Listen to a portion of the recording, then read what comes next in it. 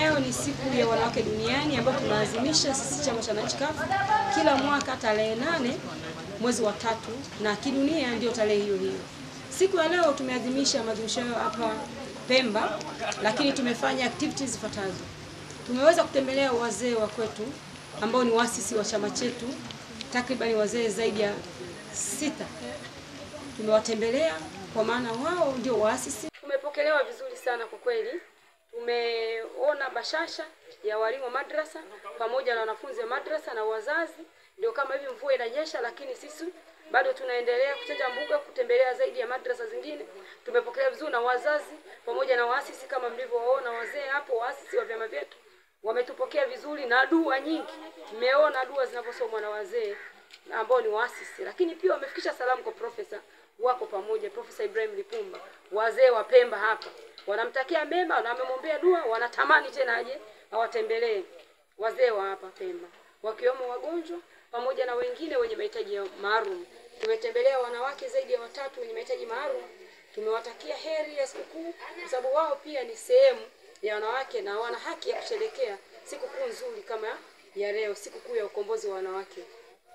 Sasa ni wale watoto wa kike nao ni sehemu ya wanawake pia, walikuwa wanaadhimisha na sisi siku ya wanawake duniani.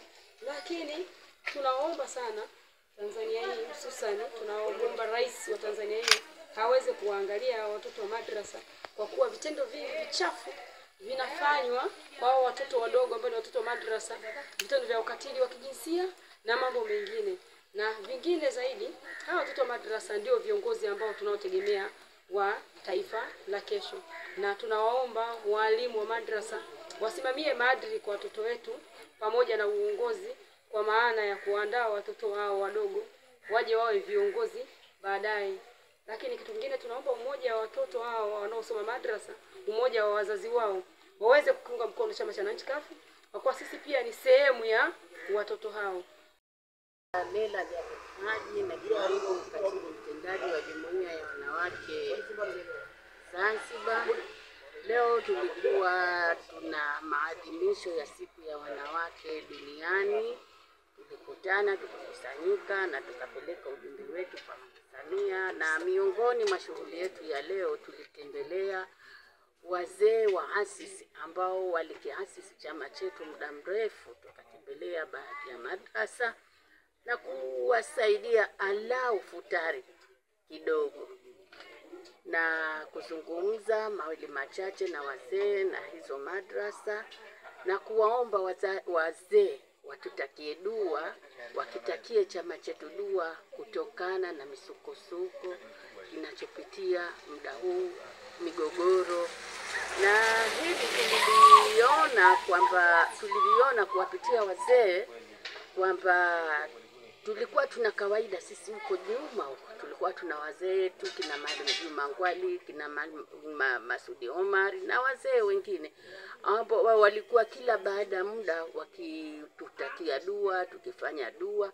Kwa hiyo tukaona si vibaya wazee walobaki leo nao kuwapitia na kutukitakia chama chetu dua, ili kuondokana na misukosuko inachopitia sasa hivi. Na tunashukuru alhamdulillah rabbil alamin, wazee wetu wote tuliwapitia walikitakia dua chama, na viongozi wetu wote wa kitaifa waliwatakia dua ili kuelekea kwenye uchaguzi mkuu wa serikali. Mwenyezi Mungu atufanyie wepesi na atuondolee mitihani inayotokea kila siku, kupigwa, kunyanyaswa watoto wadogo, kufa wanawake, kufa kwa sababu wanaumia kila siku. Kipindi cha uchaguzi ni wanawake. Hapa tulipo na huko tunapokwenda. Amin. Mwenyezi Mungu ndiye tulipoteleza, Mwenyezi Mungu atusome. Amin. Na atupe neema za hapa tulipo na huko tunapokwenda. Amin. Na wazazi wenu waliopita wote, Mwenyezi Mungu ajalie kupata. Amin. Inshallah mtaongokea hapa tulipo na huko tunapokwenda. Amin.